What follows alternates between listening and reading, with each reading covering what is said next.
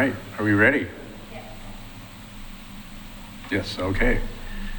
All right, good evening and welcome to the Historic Review Board meeting for May 27th of 2025. We'll call the meeting to order and roll call, please. Board Member Edgar. Here. Board Member Lawrence. Here. Board Member Fulkerson. Here. Vice Chair Green. Here. And Chair Powell. Here. Okay, great. We have 5 meeting minutes that would need to be approved or not this evening. Do we have any questions on the minutes or comments? If not, a motion? I move to approve the minutes listed in our packet. Okay. I second it. Motion and second for approval of meeting minutes from 6/25/24, 7/23/24, 9/24/24, 4/22/25, and a work session of 4/22/25. Would you call roll, please?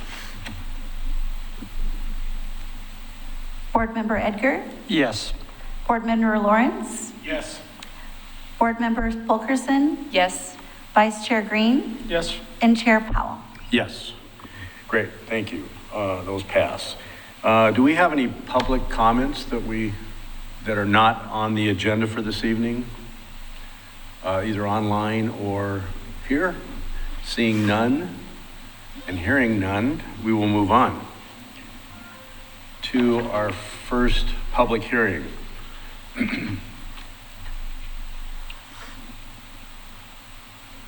All right, ready.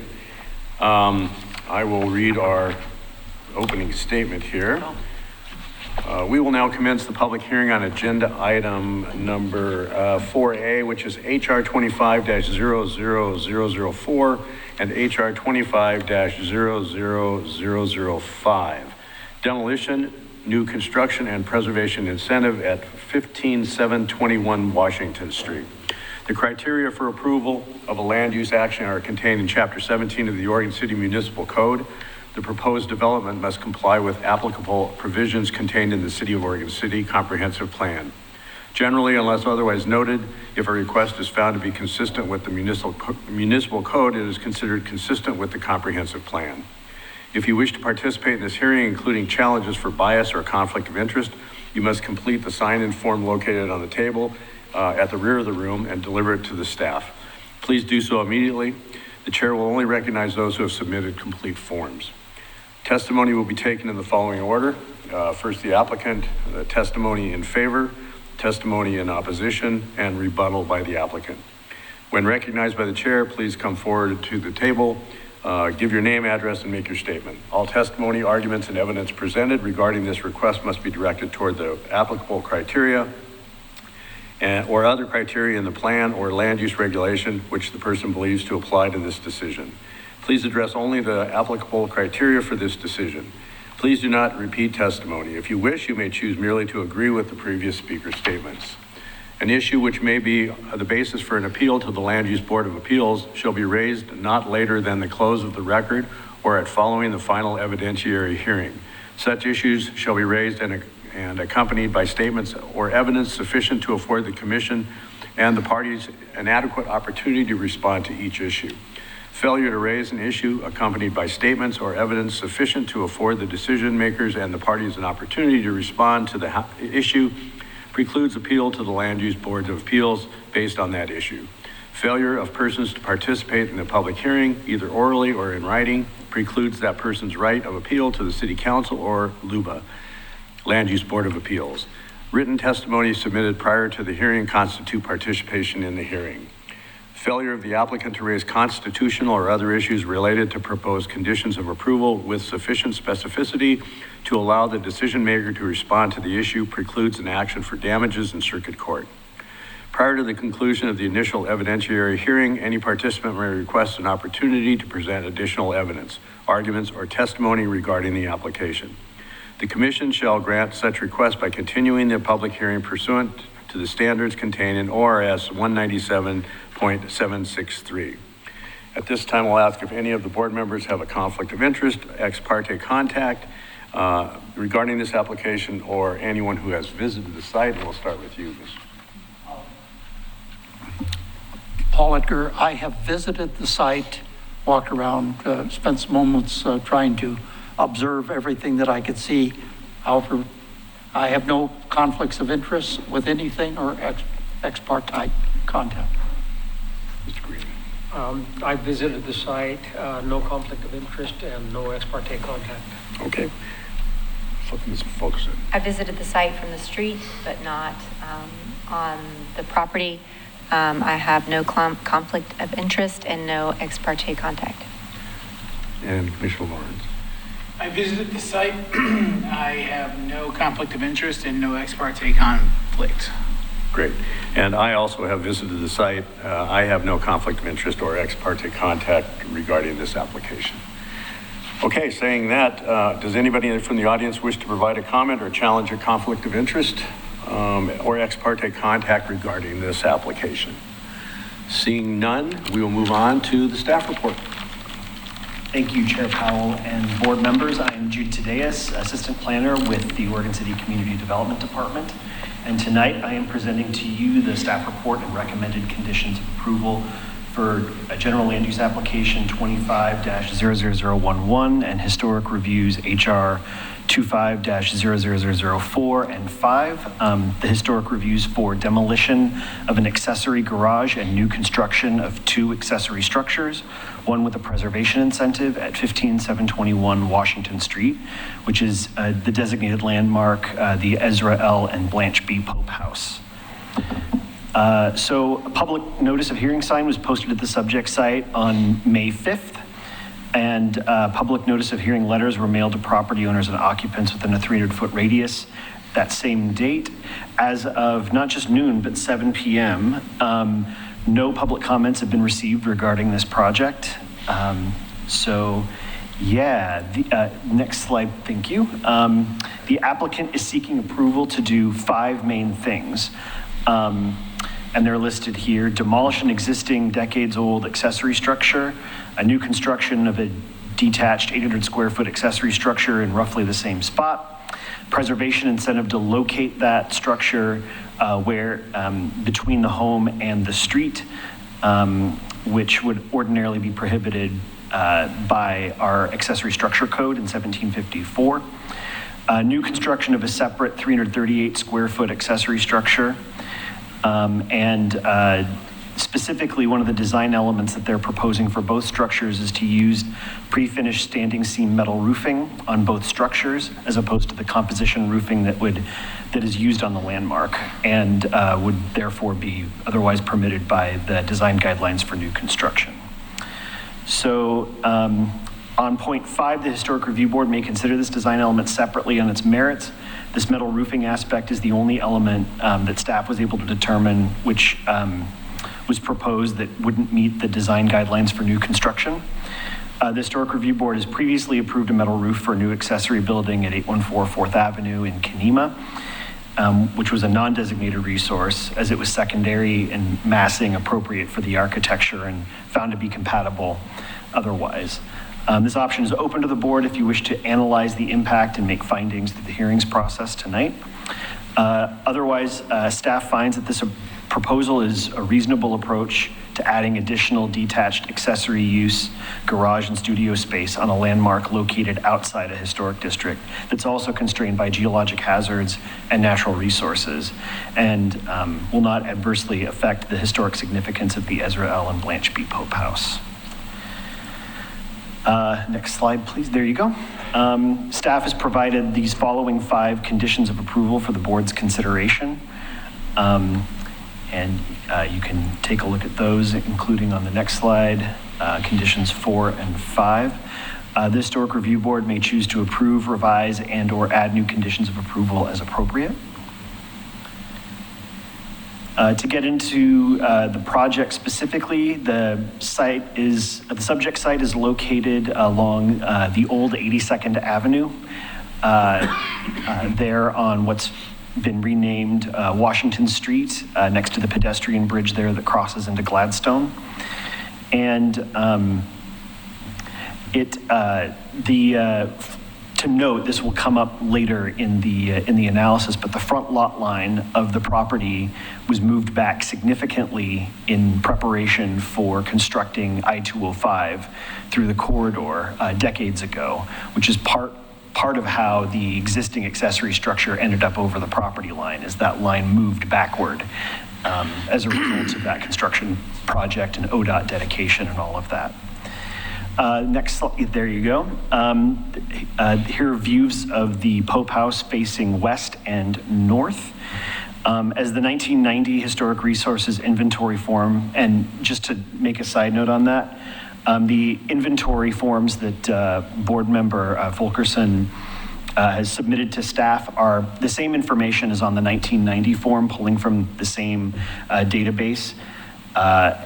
And that 1990 form was already in the record, but at your request, we have added these additional forms to the record as well. So the 1990 form says that the house was an excellent example of the bungalow style, broad form covered with a series of low-pitched gable roofs.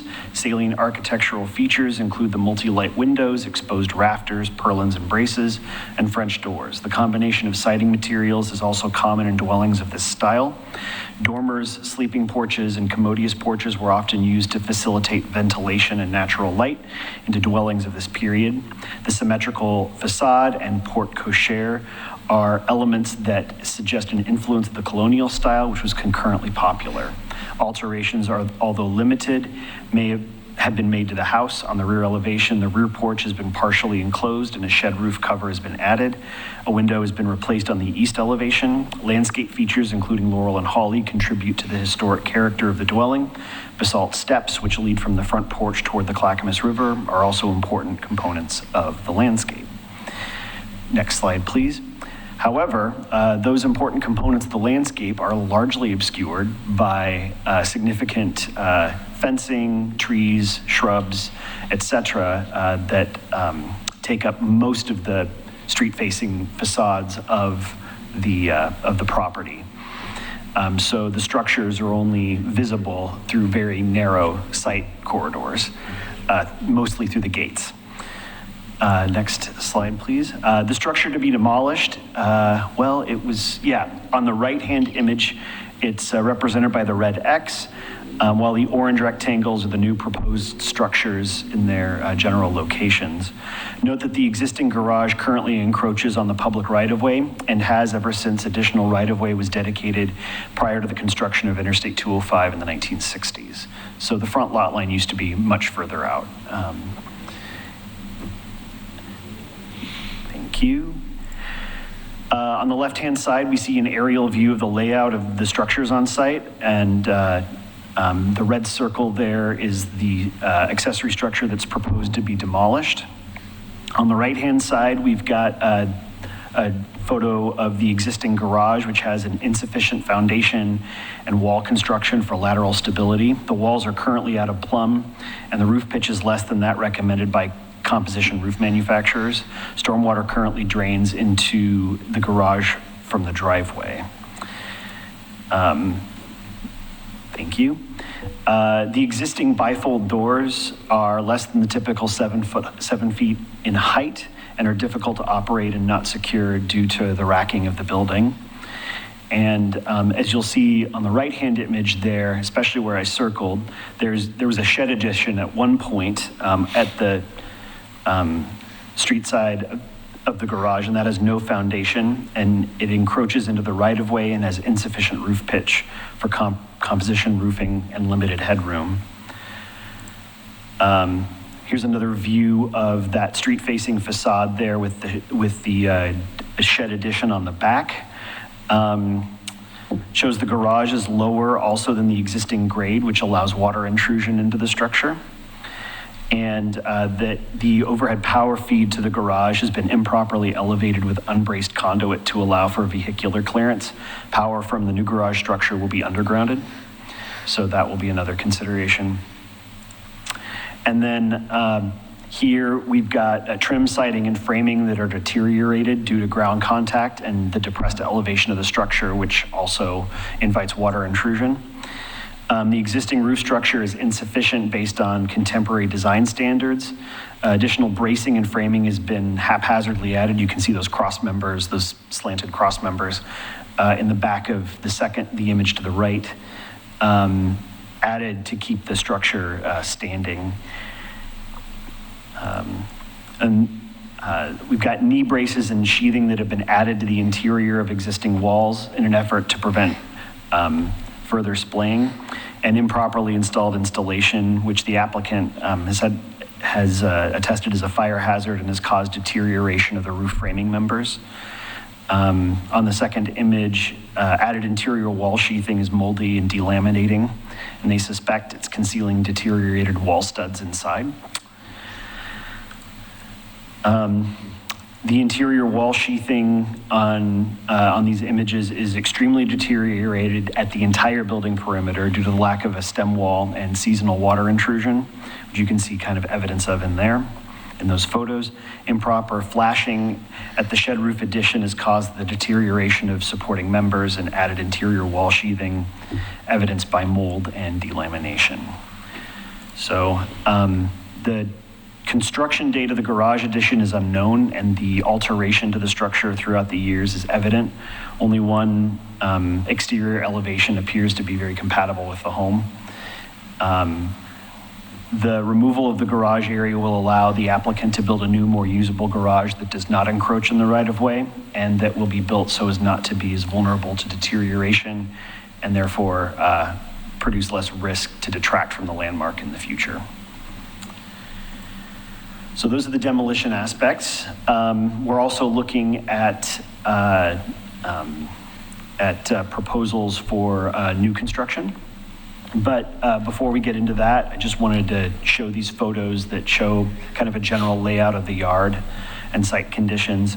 Significantly landscaped. A pool was in place at that site and has since been removed. And so there was that aspect as well that has changed on the site since the 1990 form. The new garage will go in the same general area as the existing building in view.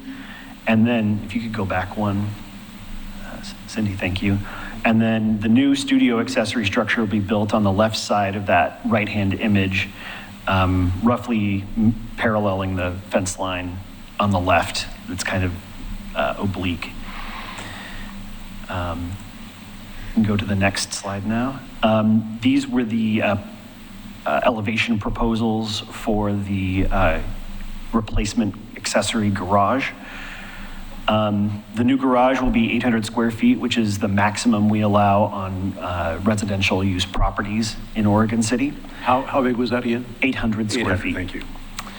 And it'll be located between the building line of the house, the Pope House, and Washington Street, which is what requires the preservation incentive, according to Oregon City Municipal Code Chapter 1754. The applicant proposes simple half-light doors, single-hung 1/1 windows, L brackets, a cantilevered door stoop on the north elevation, 4 windows along the street-facing facade, and smooth lap siding. A metal roof is also proposed for, as the applicant attests, long-term durability and fire protection. The applicant has not provided specifications on these particular items, however, and providing this information will be required as a condition of approval, as we've already gone over. Structures facade along Washington Street wouldn't be allowed building openings if constructed within 3 feet of the property line. This is another item to consider, which has fed into one of the conditions of approval in the staff report that we've recommended. So if a structure is located typically within 3 feet of a property line, a firewall is typically required through building code. And typically that firewall isn't allowed windows or door apertures if it's closer than 3 feet. And so one of the conditions of approval is that the applicant shall locate the structure far enough away from the front property line so that the windows they propose can be added. It's a generic condition. If the windows are required, they'll have to do that anyway, but I called that out specifically in the staff report. Let's see here. Again, I wanted to highlight the Google Street View here looking north from Washington Street. The existing accessory structure is behind those trees, which are all located within the right-of-way. Therefore, the new structure would be about as visible from the right-of-way looking north there. So, next slide, please. A couple of other elements here that inform one of the conditions of approval. The proposed structures are located in two of our overlay districts, the Natural Resource Overlay District, as well as the Geologic Hazard Overlay for Steep Slope Buffer. Locating the replacement garage between the Pope House and the front lot line along Washington Street will move the structure further from the Clackamas River, which is the resource being protected by the natural resource buffer there. The applicant proposes no net new impervious surface in the NROD as well, and will be required to submit to an NROD review to demonstrate compliance with that requirement. But I thought I'd note that. And on the right side image, locating the replacement garage according to the preservation incentive will also move the structure outside the steep slope buffer areas behind the building lines of the Pope House, where the accessory structure code would ordinarily require it to be built. And those sections are sort of represented by the ovals that I added to the image on the right.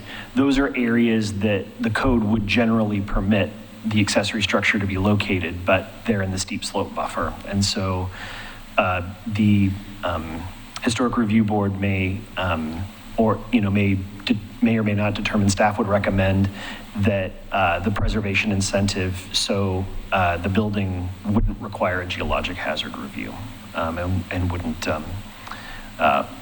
disturb areas where ground disturbance is already a sensitive subject. Next slide, please.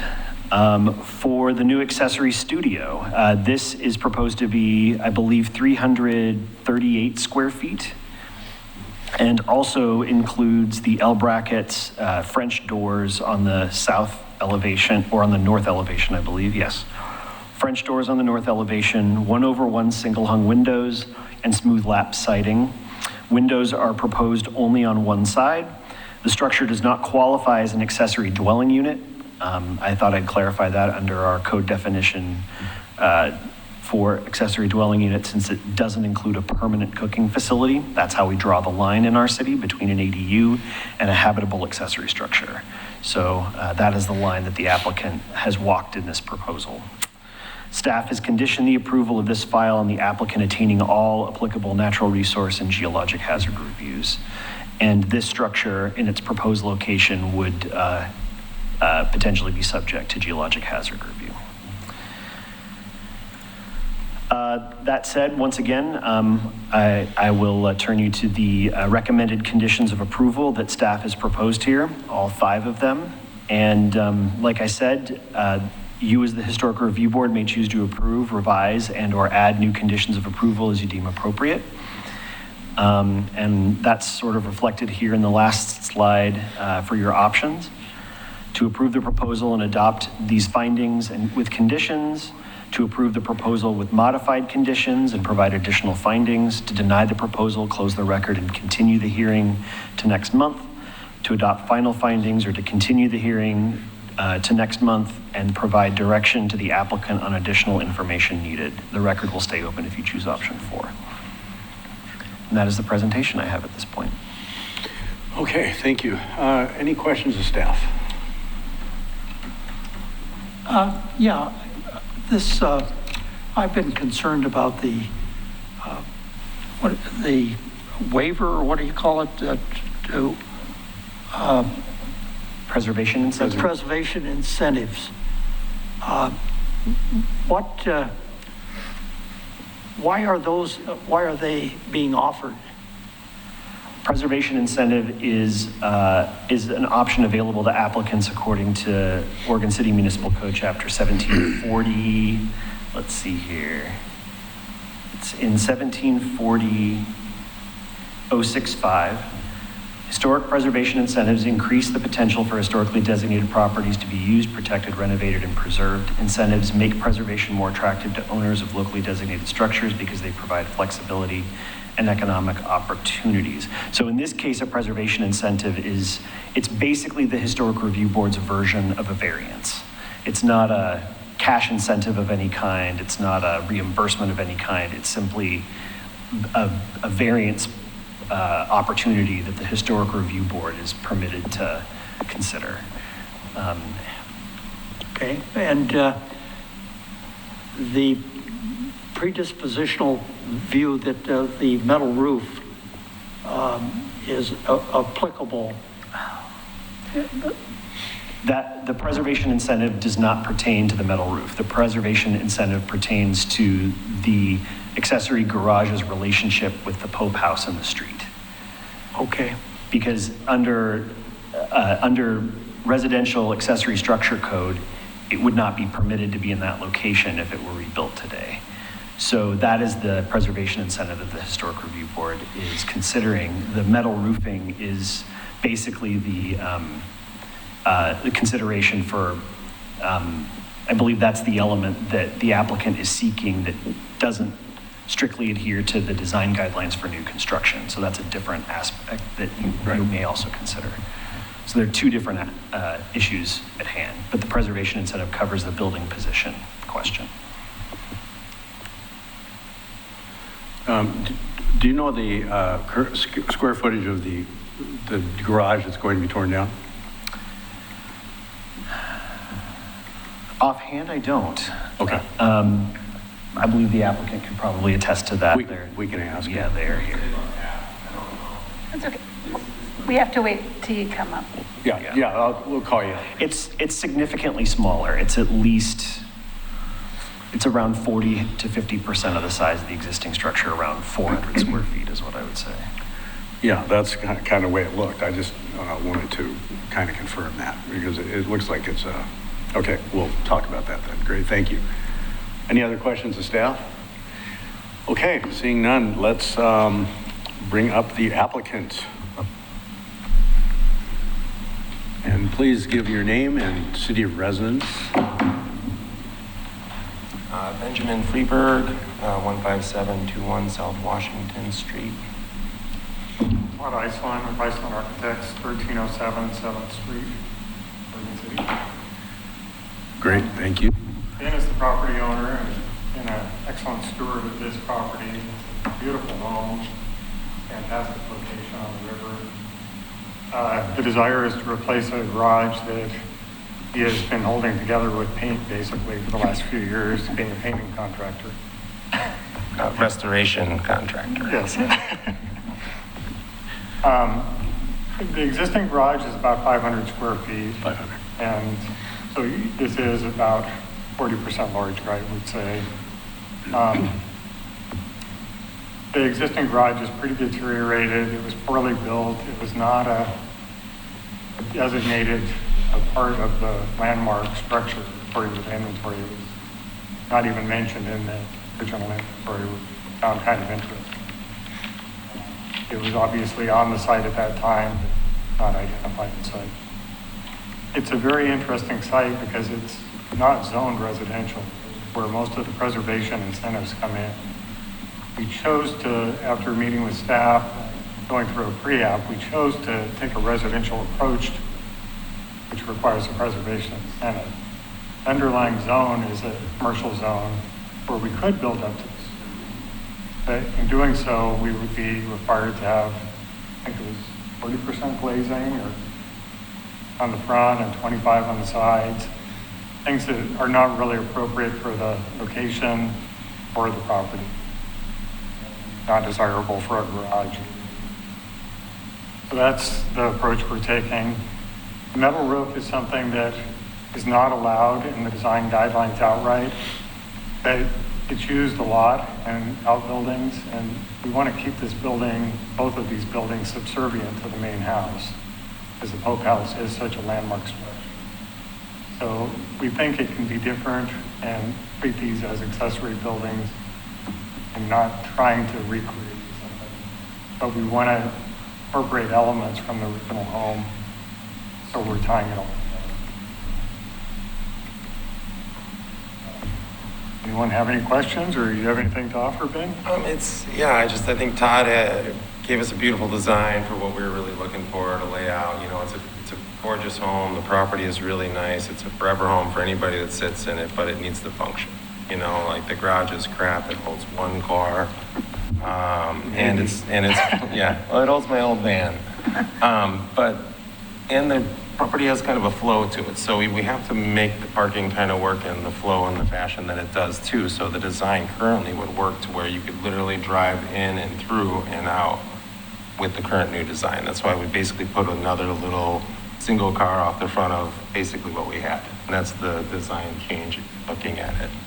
So it allows us to kind of pull through behind each other, and then I can keep the van workshop area. But I initially bought the home because I am a restoration and historic preservation guy, and I have a lot of equipment in Portland. I have another large shop there. I thought I was going to build a huge shop here, and then I realized we had to vacate that property out front, and all sorts of stuff wasn't going to happen. So just trying to make it, you know, balance with the property, which is a nice size lot, and the building and the home, and make it really function for a forever home. So I think these amenities we're talking about will help to preserve the home and make it viable. and the little spot for my mom to stay when she comes out to visit. Well, I agree, it's a beautiful home. It's very well protected from view. We can all attest to that. You can see it from the river. Yeah, right. I left my boat at home. But a question I have is, because it's difficult to see from the street, it was hard for me to gauge height and that type of thing. I'm wondering, in the design of the new garage over the old garage, how much height difference are we talking about, and will it be an impact to the view? I think we're probably adding another 8 feet, I think, or something to it, somewhere in there. And again, we're designing the space so that we're going to open up the front, the far entry as our main. The front of the building will be the entrance now, where currently the back is the entrance for some reason. And it's dysfunctional with flow, so if we're coming through this way, obviously that's all presentation to the home. But it's really designed from the front. When you're coming in that front section, you can see everything perfectly, and the garage is out of view completely from that view. And that should be where you're selling the home and the beauty of the property. And that's going to be preserved 100%. So, Okay. I'll say, That's my I second that approach. concern. That's one of my main concerns, is the height, especially because when you come into the driveway, it appears, but it seems like you've kind of clarified that's how you're opening up to the viewpoint of the home is from the driveway. You kind of catch that side angle of the home. And so if the garage is situated next to where a driver or pedestrian or whatever is going to witness the home, the first viewing of it, is the height of it going to impact the view of the it's not in your view at all if you come in the front. from the driveway? So you don't, no impact at all. You don't Okay. even, the garage It's is set to the completely side. separate. You can see through in between the two, so it's the view is the home completely, the portico, and then the garage. Okay. So if you're coming in the back of the property, you would see, the side of the garage, and then you're coming around and then you see the house. You can kind of see it in one of those photos that was up, if you want to kind of look at that one again. Right now, when you come into the property, you're coming in at the back of the building, historically the back of the building. And we're proposing to turn that around, so you're coming in one that's closest to the bridge that goes over. There's a gate over there that's not operational right now. Yeah. It should be the main front entrance. And that's our main proposals. We're trying to get that full flow actually happening where they never have had that function. We have 2 gates, and it's a drive-through, and it doesn't have the drive-through function. And Ben's been busy carrying out bamboo in order to have a better presentation at the front of the house with that Yeah, all the bamboo on the front entry is gone, and we were gonna just continue with the laurel that was out there and then turn it so you have the full view of the front. And So you're saying even with the height increase from both sides of the driveway, the new proposed / old entrance? it would, you'd have to current- get into the driveway coming in through the back to kind of notice a little difference. But that's not how you're presenting the home at all. It's not how anybody would ever want to, neat house, it wouldn't. you're not going to get a whole shot view of it unless you're in the property, I guess I would say, from that back. Because the garage is already encroaching on that entrance. It's a tight little turn around the garage on that entrance. can So s- here Yes, we there's go, right? Yes. two entrances, yeah. So you can see the one on the left would infer, Hold on, you know, share the screen. 1 second. Because the audience is not seeing this. A second. There we go. Okay. so you can kind of see on the left side, there's the entrance, that's the back, and then the front entrance is over here. So we're going to make that operational and functional, and you'll pull in and to the left, and where the garage looks right there, where it's sitting, it's basically going to be that same spot, and then it's going to have a little tiny garage section that comes off to the right of it. Right here. Another little garage section, so that's where it kind of sits. So the question, so the driveway to the furthest east, I Yes. guess, that one, when you come into the property, it faces the facade. So the front of the property is off of that driveway, or it's off of the longer one to the The west? front is off Driveway is the one to the right. zero is- That's the front. Got Yeah, it. if you want Google Okay, so view, when you if come into Google- the driveway, Google you view, see drop the front of the down into house from that eastern driveway. Yeah, you can set that right there and see exactly. That's the main entrance, and Right. all the bamboo Right. on the left is going to be gone soon. So that's the real presentation. And the garage is completely to the left of the building from anywhere in that perspective. And your goal is to come through that way, Yeah, reestablish and then that this would path. be the exit in the future. Right now, we're currently going in here. Going in and out there. Yeah, exactly. Right, but you're proposing coming in that new, Everybody comes through the front and from then now go on. through, and you'll be able to pass through essentially, Yeah. and then come out the longer, Yep. yeah, okay.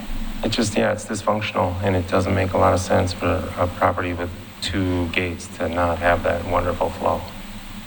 I do a lot of Y turns, and it's annoying. Right. Yeah, makes sense. All right. Are we done? I can take this off. Well, I had a question about the roof choice. I'm not averse to it. I think as an accessory building, it makes perfect sense. I'm concerned about color, you know, and kind of tamp that down a little bit so you're not seeing something bright. Because I think that would definitely impact and I noticed that you haven't made any decisions on that, but that's something that I would recommend, something Absolutely. a neutral or a dark. I'm a color guy. It has to be consistent, and everything has to look like it belongs. So that's how I operate. It'll match the roofing on the house to the best of its ability. Okay. In color and tone. I like the metal. With the world we live in and the fires out there these days, and the life expectancy with metal, the builder in me just screams, I want something that makes all the sense in the world. So it just, for that sake, that's my biggest push. Other than that, I would go the other route if I had to. Great. Any other questions? I've got just a couple. One in your application, you mentioned that the selection for 512 roof pitch was based on being compatible with some portions of the existing landmark. Is that just the porte cochere, or are those gable dormers, are they 512 pitch also? The gable dormers actually have a steeper pitch on them, the main pitch on the roof, on the large section of I didn't quite catch that. the roof. The main roof, the main body of the roof is 512. Okay. The dormers are a steeper pitch. Well, yeah, I mean, it appears that the primary slopes are steeper than 512 significantly, but the gable dormers, maybe 512, and the shed dormer. Yeah, I have it backwards, but I thought it was the primary roof, but I'm not sure. Well, the one view with the 3 gabled dormers on the front, that's kind of a primary facade, but I guess I view with that kind of a bungalow style, the primary roof being the perpendicular slope, which is steeper, and then with a shed roof on the back, which would appear maybe to be a 512 or something. I was just wondering what trigger there was there. So I guess, And I don't have really a concern with that. I think that even matching the porte cochere makes sense as far as that goes. Well, we definitely didn't want to go with the, I think it's a 912 that's on other portion of the house. Yeah, Portion, yeah. because that would make the building way too small. And then, I guess just from my perspective, one more question regarding the metal roof. And I guess my concern is from the perspective of precedent, in Right. that it would seem like most applicants could make that request for that exception for a product that is actually specifically listed as not appropriate. So is there anything specific to your site or to your application that the board could justify precedent, making the exception without setting a rather broad precedent, I guess? I'm pretty sure all of my neighbors have metal roofs on their shops and garages across the front. You could look back and just see if it fits in, if that's what your question is. Well, Is that what you mean by precedence? Well, and the site is pretty heavily wooded as well, and it's a unique site. It's a landmark outside the district. It's not within the district. I would be very opposed to it if it were in Kenema or McLaughlin. But I think on an isolated site like this, where building like a barn or an outbuilding traditionally would have had a metal roof, I think it would be appropriate, or found to be appropriate by the board. Yeah, I don't argue the appropriateness of the material as much, but same as you, kind of worry about the precedent that it sets for other applicants looking to I maybe think do it the opened same. up pretty wide precedent, is Right. my concern. Right, so if you had a good argument for your case, like the trees, and Fire. maybe, And, as far as fire resistance, they're both Class A fire resistance. I mean, there is functionally some difference, but, there again, any applicant could make that right. claim too, so I'm concerned about that aspect of it, I guess, so. I think the fact that this is a very large estate property and outside the district, I would think would hopefully have some weight on that decision. I tend to agree. I think I agree with, actually, not setting a precedent, but I think because this is in a more rural environment, and it's an outbuilding, if you will, it's bigger than I thought it was, at 800 square feet. I think if we could tamp the color, I don't think it would be that big of an impact.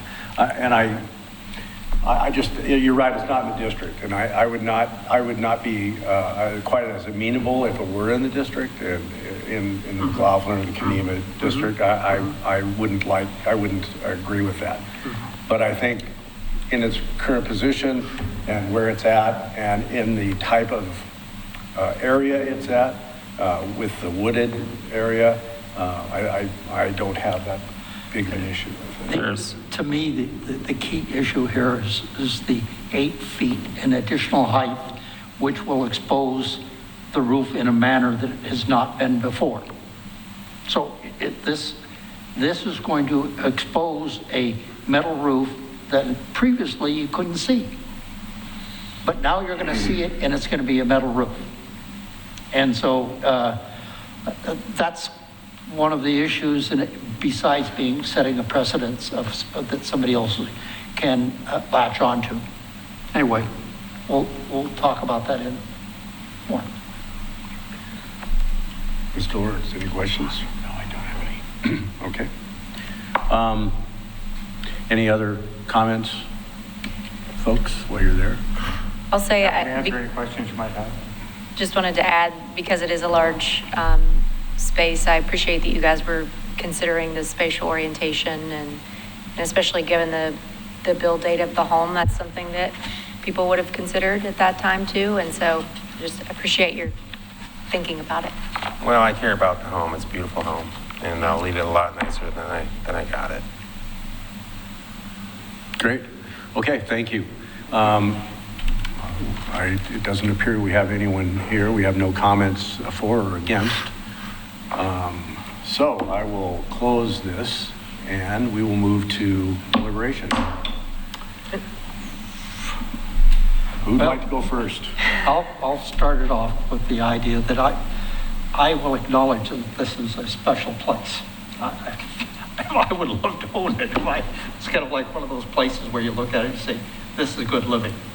Anyway, the design, what they're trying to accomplish, to me, the only issue that I find is the exposure of 8 feet of metal roof. To me, that's, if it was not a metal roof, I would not otherwise have a problem. I think it's, they're taking advantage of the real estate that they've got. They're obviously the buildings that are there are not keepers. So getting something that complements the lifestyle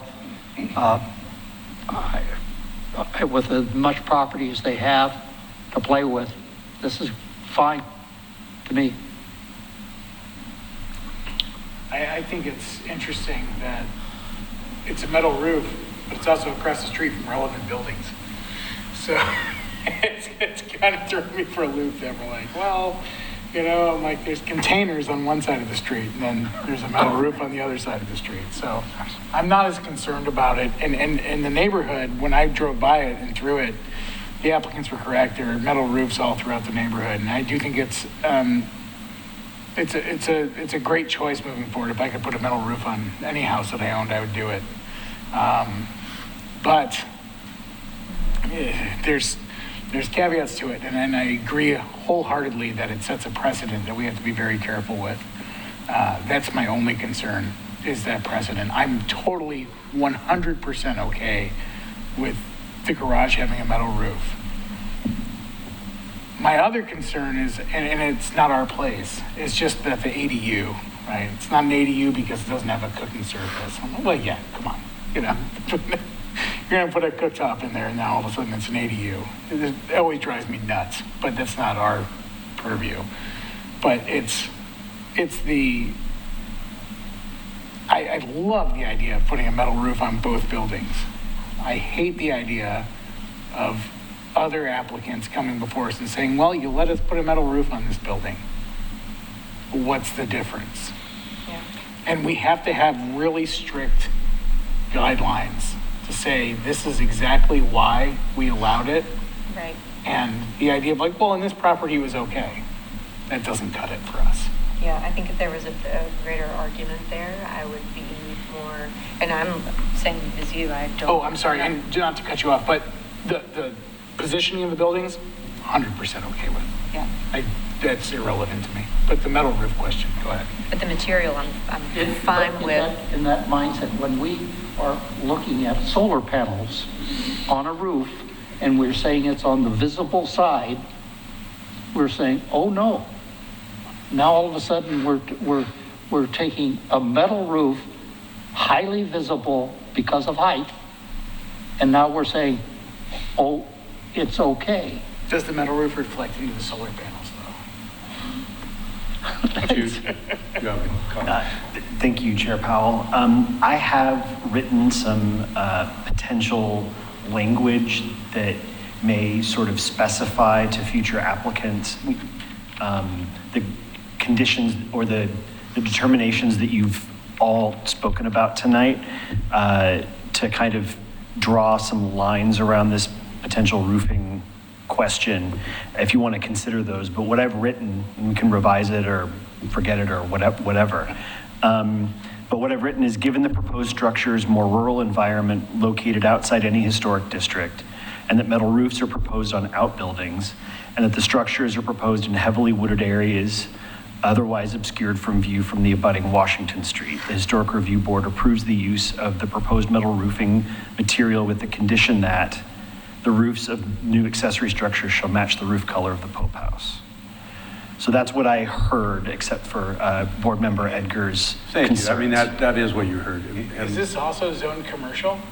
Yeah, So couldn't we add language that says, if property is also zoned commercial, then we have a variance that, Well, the other thing I think we need to look at is the neighboring properties. Yeah. I mean, you know, if we have neighboring properties that all have metal roofs.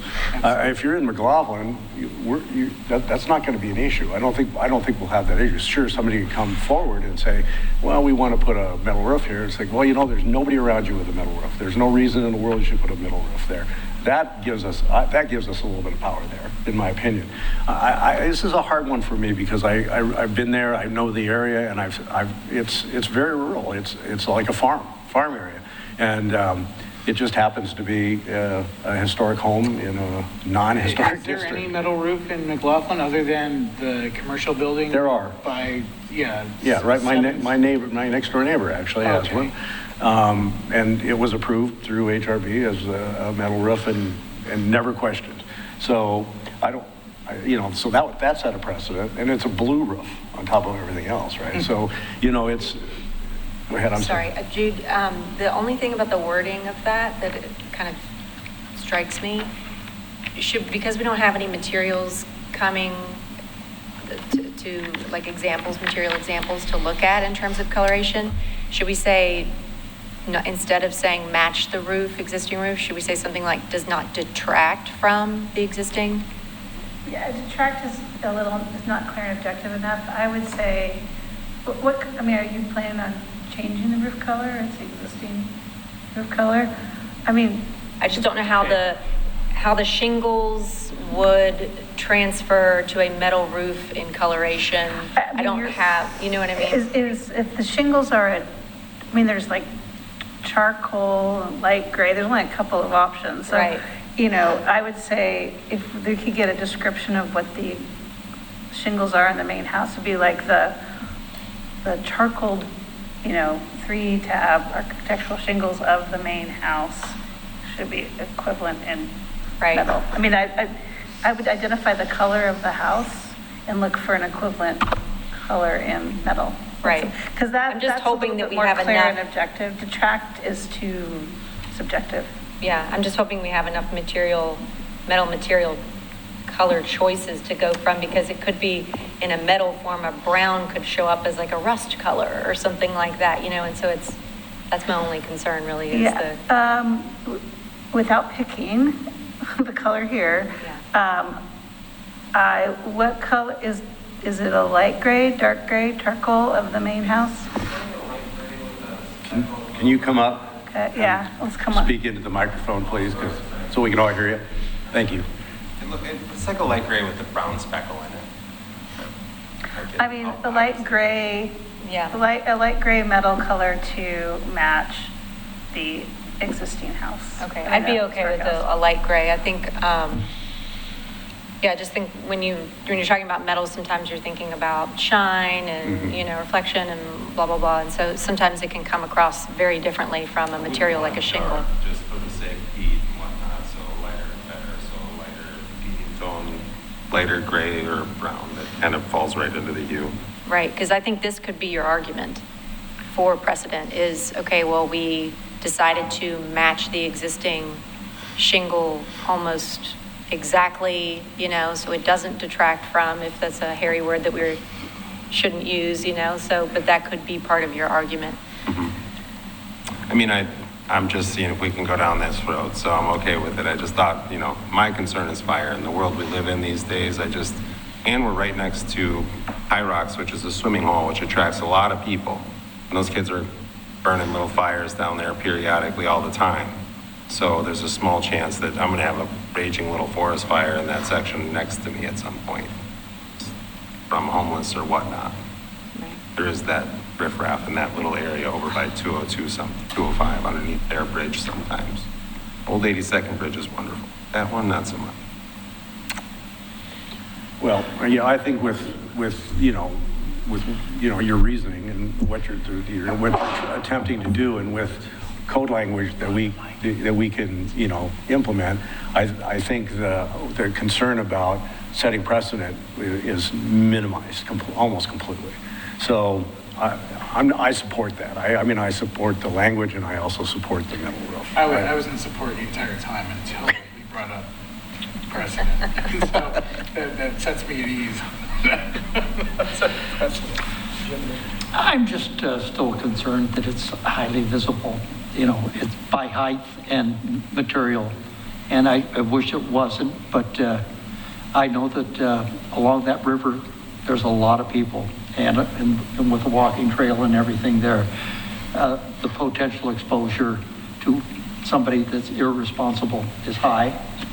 One thing to consider, I think, is the future development along the corridor heading towards that area. We've got property recently vacated that's going to be coming up in the development through the landfill, pushing towards the river. And so I think the exposure of that particular property is probably going to be overwhelmed by commercial development along that corridor in the next 10 to 15 years. And not that it's not a concern, but I think it's going to get mitigated by the amount of development that's going to happen heading out towards Clackamas River, Agreed. Chair Powell and board members, I did want to note too, the property is zoned mixed use downtown. So that is the commercial designation because this is an existing residential use. It gets the benefit of the residential accessory structure code. Implementing the commercial code would have, may have permitted the location of the structure, but there would still be issues surrounding closeness to the property line, and the window issue would be in direct conflict still with the proximity to the property line. But because this is an existing residential use and these are accessory to a residential use, the residential process was deemed as the appropriate one for this case. I wanted to clarify that as well. Okay, thank you. So no one wants to talk about windows? I'm just saying. I will let you leave that one to you. Yeah, we'll leave that alone. So we, from what I've read, the windows, doors, et cetera, that's not been defined, other than French doors on the garage. No specifications for those items have been submitted. One of the conditions of approval will require that they meet. Great, so they'll be under our requirement. Okay. Okay. Chair Powell and board members, I've revised the finding and the condition of approval as well based on your deliberations here. Would you like me to please read that? Yes, please.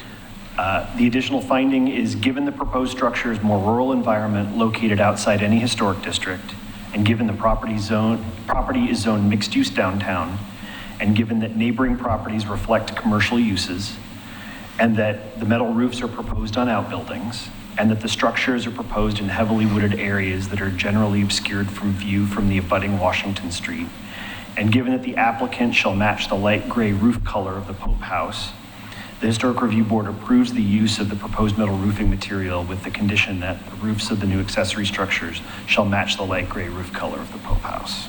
Wow, that was like great. You did that quick. Okay, so is everybody question? That satisfies my concern about precedent. Okay. I move for approval with conditions as read. Okay. For HR 25-00004 and HR 25-00005. Excellent. And we had a second? And I second, yes. All right, we have a motion. Call the roll, please. Board Member Eggert, Approved. Board Member Lawrence, Approved? Board Member Fulkerson, Approved. Vice Chair Green, Approved. and Chair Powell. Aye. Okay, great, thank you. Thank you both. Thanks for coming in. We appreciate it. Good luck on your project. Nice looking project. It'll be great. We'll be excited to see it. All right, that is the end of our Guess we're back. Look who's here.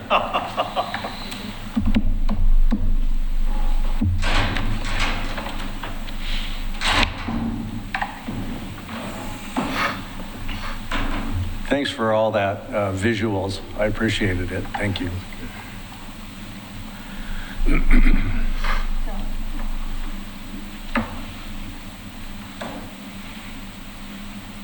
Okay, it's all you. Okay. No introduction from Christina. Oh, one second. Oh, we have a staff report. Other duties is assigned, just a moment. Somebody's on vacation. All right. HRB members, we have our consultant, Kristen Miner, here to walk us through the compatible change. Oh, actually, we're doing windows first, I think. Yeah. We usually leave windows to the end and we run out of time. So they get the front and center tonight. And then we will finish off with the compatible change project. This is Kristen's second to last meeting. We have Kristen one more time in June. The grant ends in June. And so tonight, there are a few outstanding policy directions Kristen needs. And so you all can't leave tonight until you give those to her. Made that very clear. So, I think if there's consensus, let's push it aside and move on to the next thing, and kind of really just keep diving into what we don't have consensus on. And then kind of next steps to really see, ideally in June, either as is or with small amendments, the board will kind of approve the policy direction. In a sense, will adopt Kristen's memo as your own.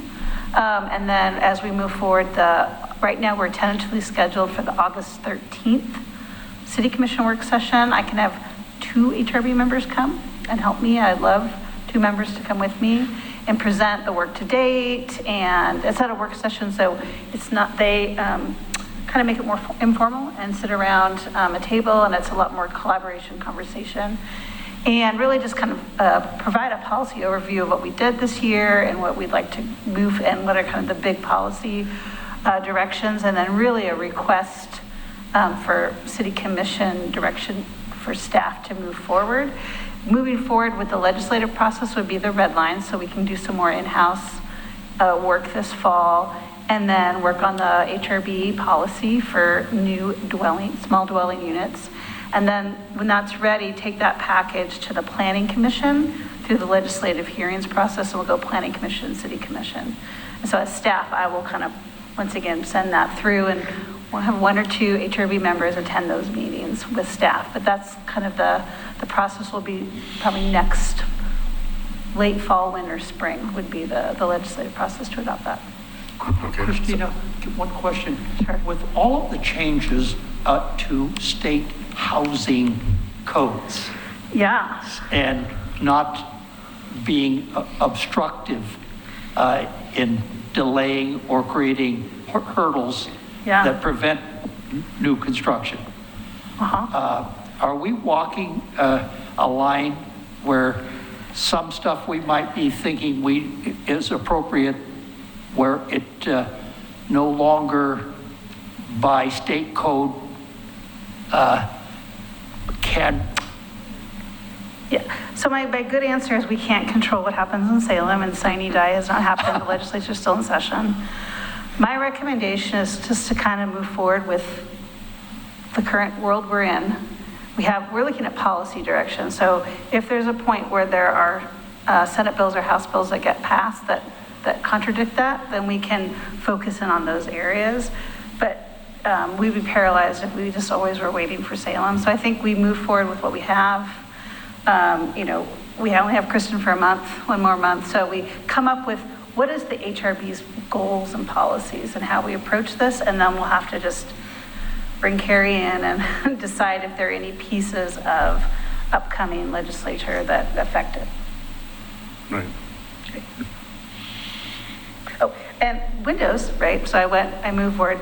The windows are kind of contract with the compatible change goal is to look at a draft condition of approval that would be attached to what we just recently had for the accessory building. It would be a standard template condition of approval, and that does not need to go in front of the Historic Review Board. That is really just staff time to help the board put together. So with an acceptance in June, we will start using that template as we move forward for new construction and additions.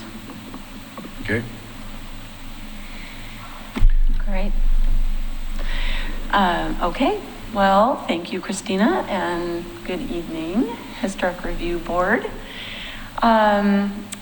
The slide that is starting this out, of course, it should say May 2025, since today is May 27th, but we are trying to get through both of these projects tonight. So I'll try to, just hit windows fairly quickly. As Christina said, it usually gets shunted to the end. So tonight I thought, let's go ahead and hit that one first.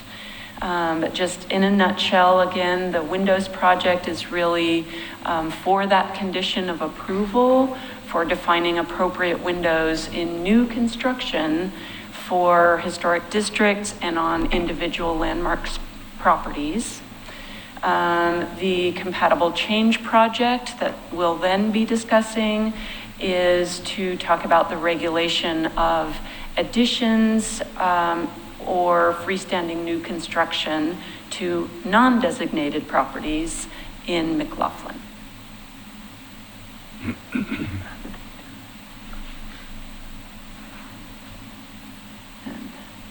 Next slide, yeah. Great, thank you. Just real quickly, my presentation tonight is first going to be the very quick discussion or summary of the final issues that are still outstanding on the Windows project. Then I will, excitingly, at least for me, show you the first draft proposal. And again, the language might not be exact, but hopefully the intent is all there for us to discuss. After that, we'll do the same thing with the compatible change project. So first, just a sort of summary of final issues, and then a look at the full draft proposal language, and finally, next steps and process. Next slide.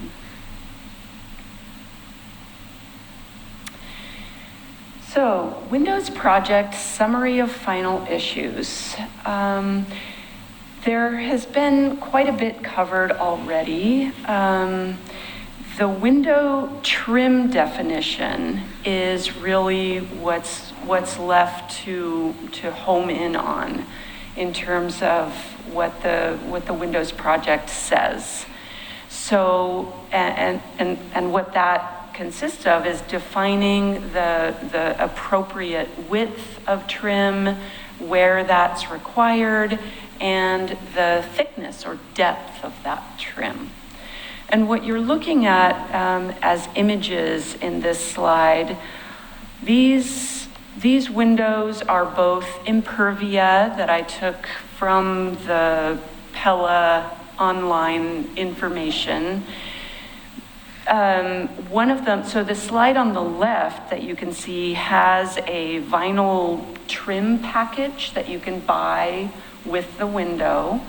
And I'm afraid I don't know the dimensions of it, but you can see that it does come with, this package comes with a projecting sill that you all have agreed is going to be universally required for windows in new construction. The window image on the right is some kind of composite on the right. On the right, it doesn't even have a sill included in it. And just to briefly talk about why I'm showing these two images of the impervia windows, both the impervia and the Anderson 100 series, which is the series that's made of the vinyl composite called Fibrex. Those two windows have their glass plane and the surrounding window frame sitting quite far out in the wall. And so I think it's most helpful for us to look at these lines of windows to decide how best to mitigate for those situations where we do have a window that's sitting quite proud in the new wall.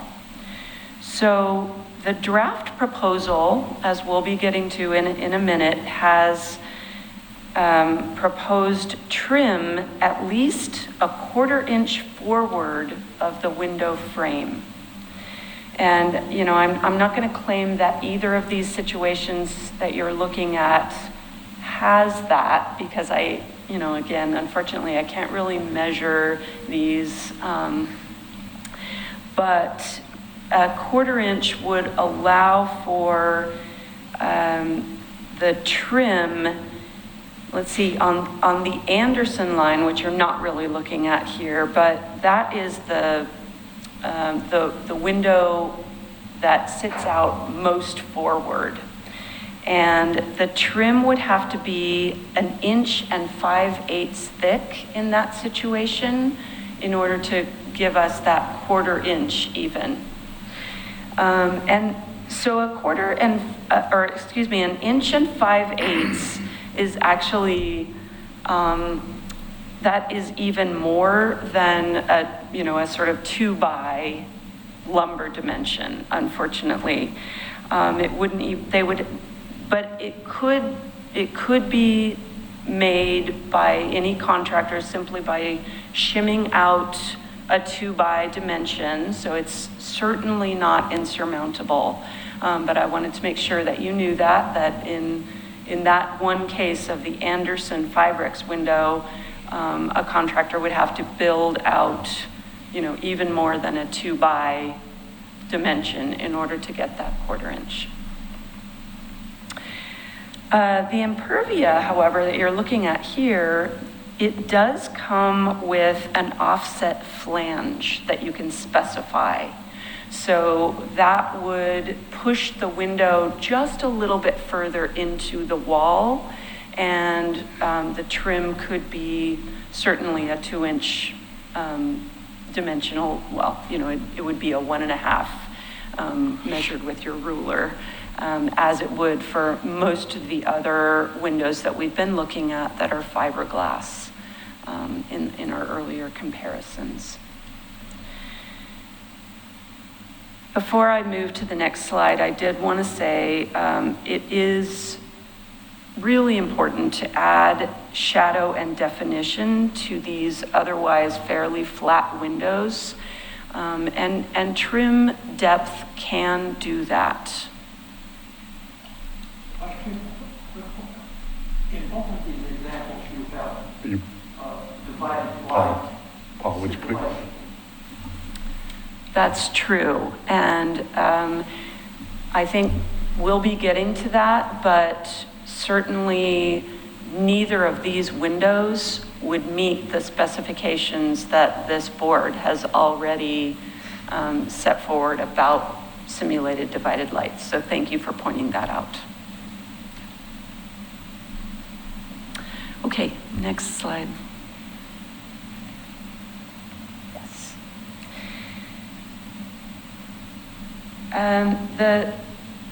I also wanted to note that in the draft proposal that we'll be looking at here, there are some cases where, in my estimation, the trim or casing could be eliminated as a requirement. And those circumstances are some of them materials. So for instance, if there's brick that wraps back to the window, or even shingles, or where there's already quite a bit of change in plane between the front of the window frame and the outside of the wall. So in that draft proposal, there's an allowance, I guess, and you may not agree, but I wanted to make sure that you knew that if the face of finished siding is an inch or more in front of the face of the frame, then that trim is not required. Next slide. And here is the draft proposal in full. So you have already, I think these first three bullet points, this board has already gotten fairly comfortable with them. And so the last two are the ones about trim, both depth and width. I'm gonna just very briefly go through all of them. So the first one is really about the material. So wood, fiberglass, metal, or a composite, but full 100% vinyl windows not allowed. Second one, operation types, basically almost everything except sliding windows not allowed. The third one is, as board member Edgar pointed out, simulated divided lights must use both a dimensional exterior grid and a window spacer grid, and that window spacer grids only are not allowed. The fourth one, windows will be finished with an exterior trim or casing of at least 3.5 inches wide, and that dimension is what I consider to be, pretty much the minimum, but it is a lumber dimension, so a 4x dimension, so it makes it easy to use, will be 3.5 inches as you measure it with your ruler. And specifying that that has to occur on at least 3 sides, the head and jambs. And again, that must project outward by at least 1/4 inch more than the face of the window frame or sash at the jamb. And then just adding in that allowance that if the face is 1 inch or more outward, then that casing trim requirement goes away. Would a 1/4 inch is very minor. Wouldn't it be better to have 3/8 to 1/2 inch in that bracket? A 1/4 inch to me is like non-visible. It is quite minimum. Absolutely, that 1/4 inch could be increased. As you heard me explain, for at least the Anderson window, you start to get beyond a dimensional, off-the-shelf lumber dimension, but it certainly can be done using shims or building up a casing. So that's something you could consider, is increasing that dimension.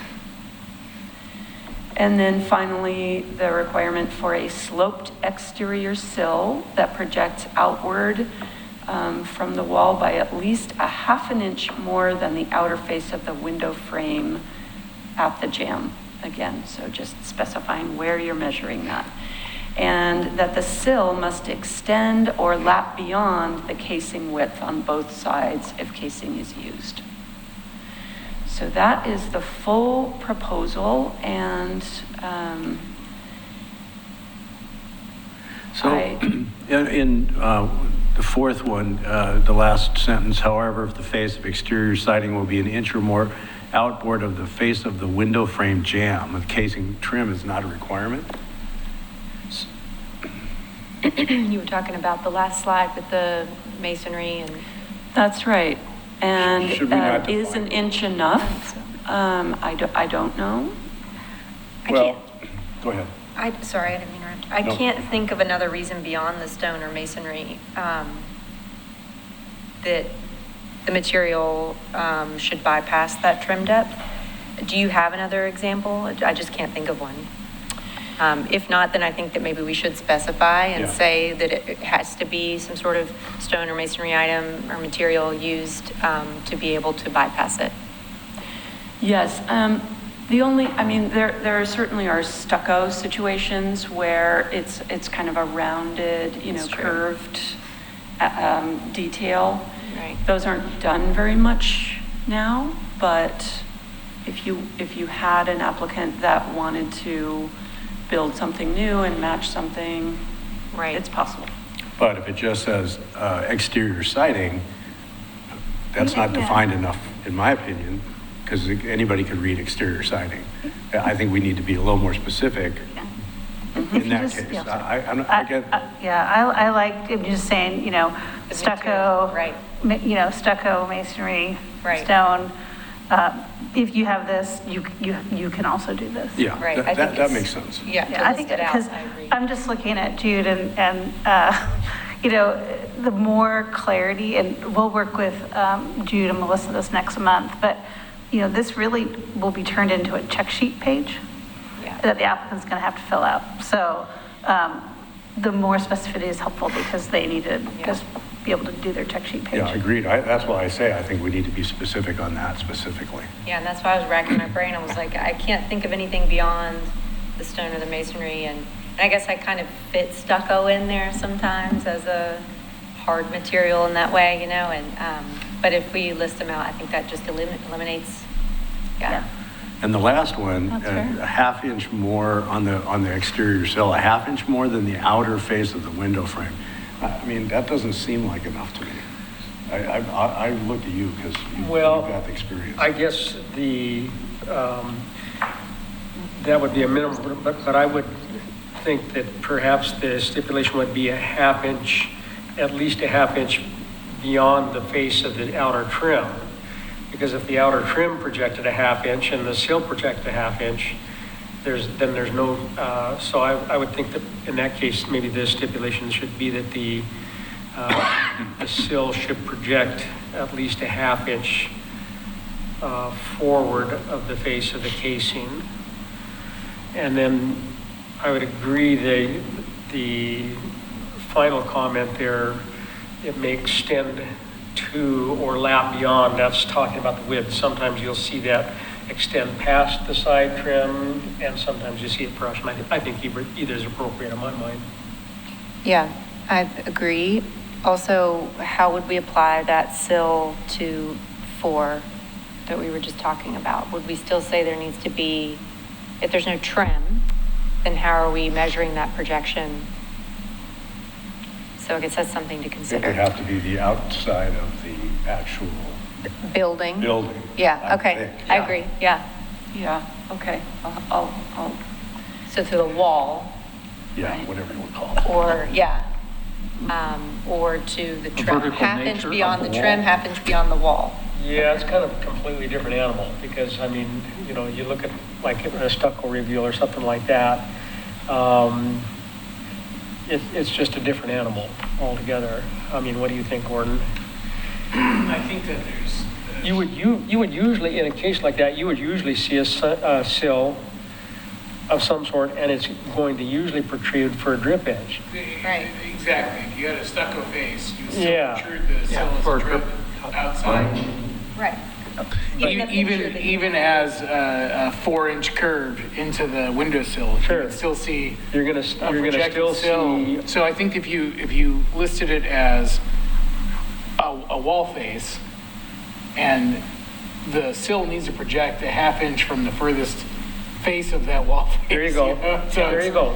Right? It has to, if you add something to that wall face, the sill still needs to project another half inch from I that. think that's good language. surface. So in other words, the sill would project a minimum of a half inch beyond the side trim or the furthest. The furthest Outer face from the outer face of the wall, yeah. Yeah. Okay, Because it takes care of masonry, brick, it takes care of stucco, it takes care of 7/8 trim, it takes care of 1.25" brick mold, it takes care of everything. The Yeah. sill still needs to project that half inch past the Yeah. last exterior point of the wall.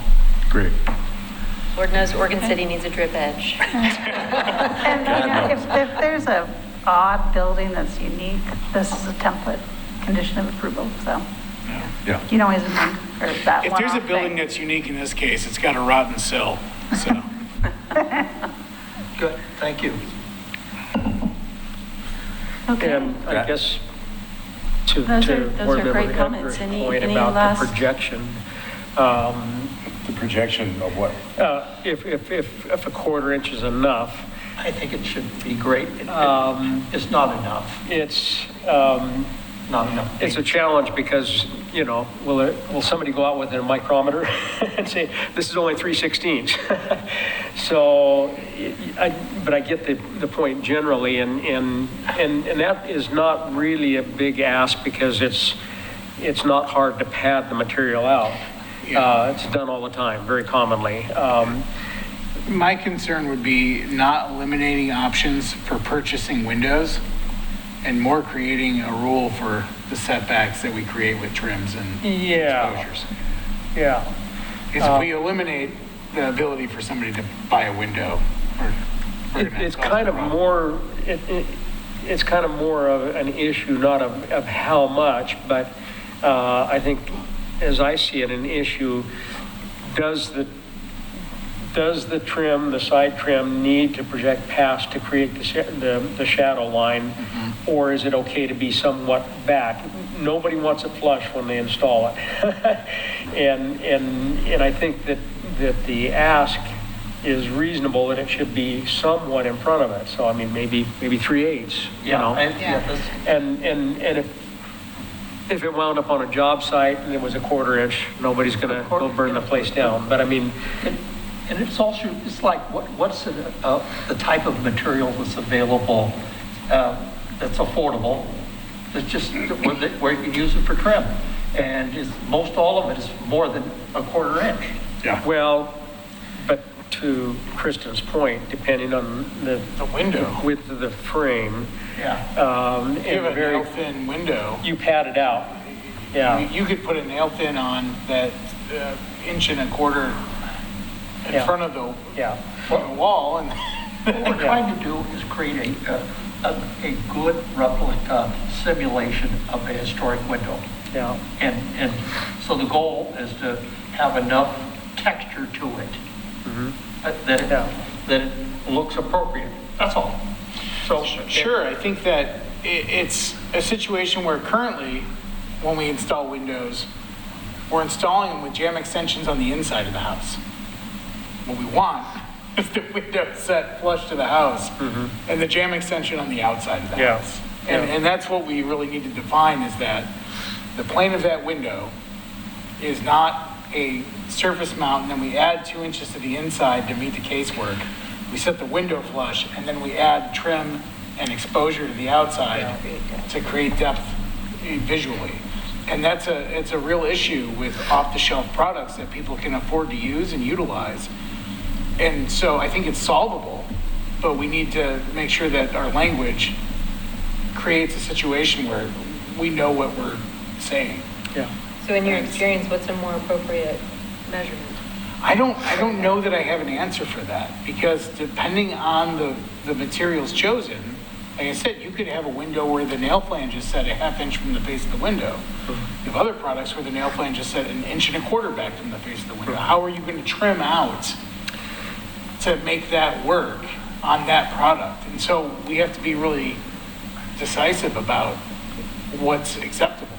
Yeah, and what's pretty common that we've done over the years, even to save the cost, I mean, if you're trimming out with cedar, rather than trimming out with a cedar 2x4, we'll put a ½ inch plywood and then do a 5/4. Yeah. So you can do a ½ inch plywood, 1.5 inches if you need to, or you can do a 1/4 inch plywood. And that's very doable and very commonly done. And I think also with our lack of acceptance of just stock vinyl windows, we don't have to worry so much about Yeah. the issue I'm bringing up. Right. But still, And most of the windows are about 1 3/8 protruding, and so you've got to make up probably about 1 5/8 inches, typically a thickness one way or the other, either with the full thickness of the product or padding it out. But padding it out is not unusual at all, you So know. what's the right number? Well, I think 3/8 would be fine myself. Okay. You know, that way it definitely is proud of the frame. and then you've got a silhouette protrudes another ½ inch from In that. that range. Well, they can go more if they want. Yeah. But a minimum of 3/8. Minimum Yeah. of Yeah. 3/8 inch. Okay. That's workable. I guess in one thing that I mentioned before was possibly having a 4.5 inch width, and I concur that's, by the way, I honestly think this is really spot on. And everybody looks surprised because of all my rants, but.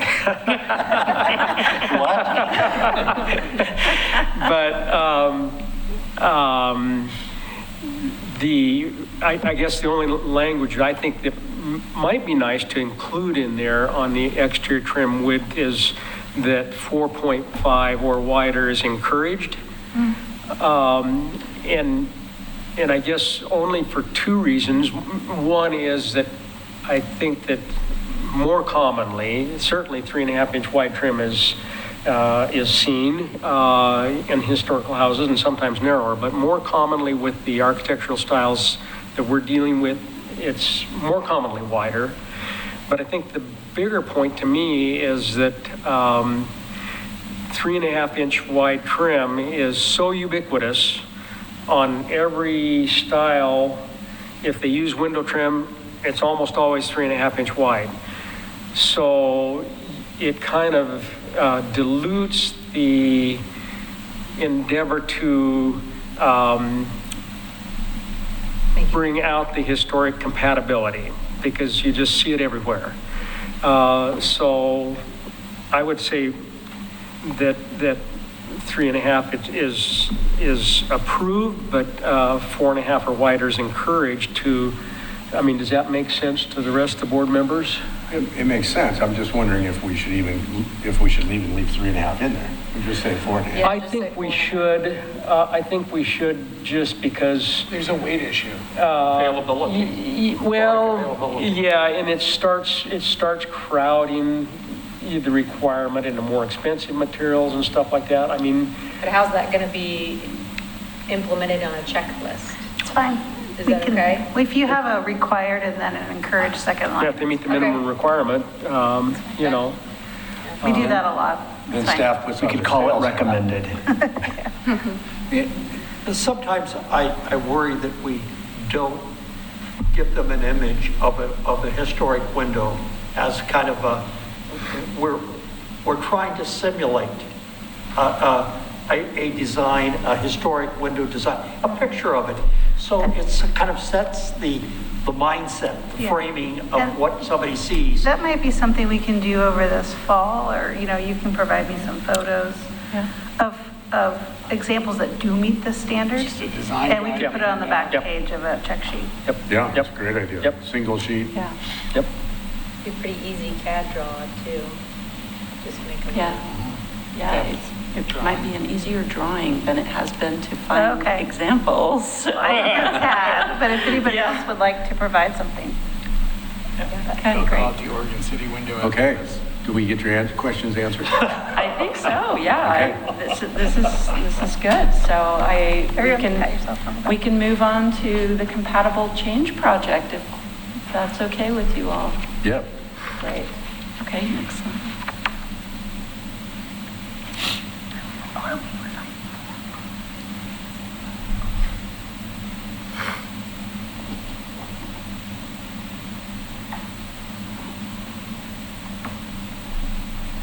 Yep, that's the one. Thank you. As I did on the Windows project, I'll start here just with a kind of quick summary of final issues. And the major ones are listed on the right here. I will talk about some slight shifts in other issues too, but these on the right are the remaining decisions that the HRB had not yet definitively pinned down. And a number of issues were clarified or suggested by planners Jude and Melissa. Thank you very much. And that was a very helpful meeting that we had. You might want to be looking on your compatible change memo that you all received. The first page of it introduces the items that the staff feedback provided a lot of help on for this project.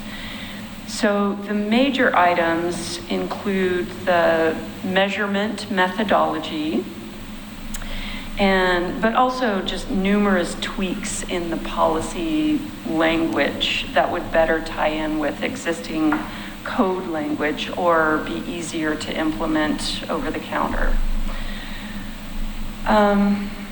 So, as I said, the major issues here on the right-hand side of this slide, the measurement decisions, a specific cap on the allowed 30% increase for additions to existing buildings, specific limit on size of an upper balcony, specific allowable height and area or footprint for freestanding residential structures, and then kind of the same thing for freestanding non-residential structures. So we'll be going through all of those.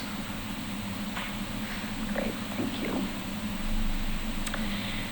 Now, the next 3 slides, this one and the next 2, are all the draft policy proposal.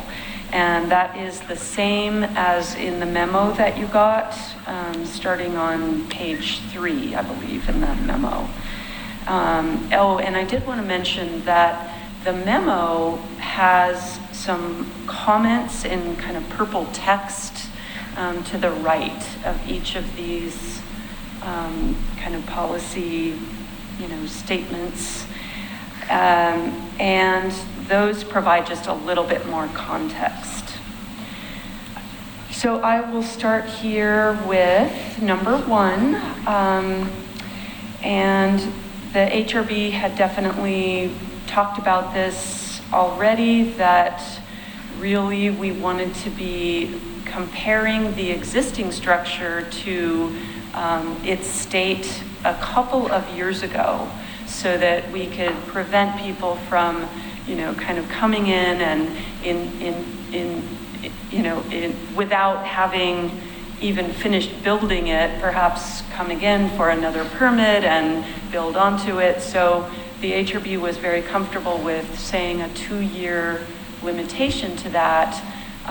The planners suggested, which was a great idea, go ahead and just use the data we have, which is building permits. So just make sure that clause says building permits to construct additions, alterations, or new freestanding construction haven't been issued within the last 2 years if you're going to be, coming in and asking for another addition. Now we are in number 2, which is about specifically additions or alterations to an existing structure. So 2A says alterations that affect the roof of an existing primary building may not change the height of the overall roof more than 4 inches, and no part of the addition may be taller than the tallest part of the existing roof structure, so whether that's the ridge or parapet edge. So the phrasing of that, we could still probably hammer on it a little bit, and we can do that before our meeting in June. But the idea that the roof height should have just a little wiggle room was, I thought, a good idea, because it allows perhaps adding insulation, and then re-roofing, or there's things that happen that a property owner needs to kind of reconstruct the roof in certain cases, and so allowing a little bit of, whether that's 4 inches or 6 inches, in any case, it essentially leaves the height of the roof as is. And then prevents anything higher than the existing roof. So they're not allowed to add in a new turret or, really change the height. but they could put a 2-story addition if they have a 2-story high building already. So this is not precluding them from doing that. 2B says, here's our 30%, and this is just adding in a cap to that 30%. The lower image, as you can see, is it has some commercial uses. So there's definitely some larger buildings than just houses in the neighborhood. So the proposal here is 700 square feet in footprint as a cap. Depending on what you think, that could be enlarged a little bit or, even shrunk if 700 seems big. The next piece of that, the subset under B, is really getting to the measurement issue. And it lays out how we are measuring both the original structure and the size of the proposed addition. And this was a real revelation, I think, to me, which is that the code already, let's see, in the Oregon City Municipal Code 17.54.010 defines footprint as the enclosed area, basically, plus any exterior roofed area that is supported on columns or posts. So it gets at almost everything that the board was trying to cover. I think the board was pretty comfortable with a one-level definition.